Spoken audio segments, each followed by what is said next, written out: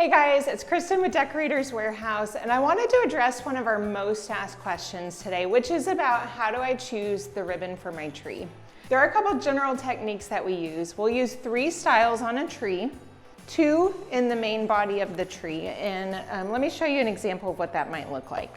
We want to start with a bold pattern or embellished ribbon for our top layer, and then we're going to pair that with something that's a little more subtle. So something like this that's just a solid, or something like this that's textural would be a great second layer.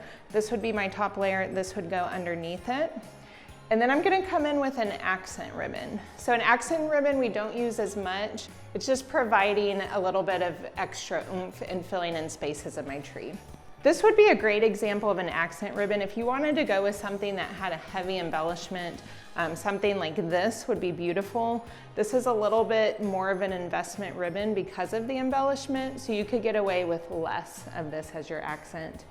Something like this would also be a pretty ribbon for an accent.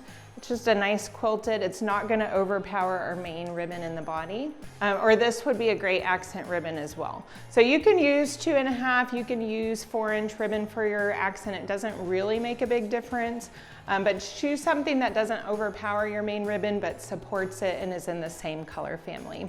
And then for your accent ribbon, we recommend 10 to 20 yards, so you could use maybe 1 10-yard roll or 2 5-yard rolls in a smaller tree, and then I'd say maybe 2 10-yard rolls in a 9 to 12-foot tree for your accent.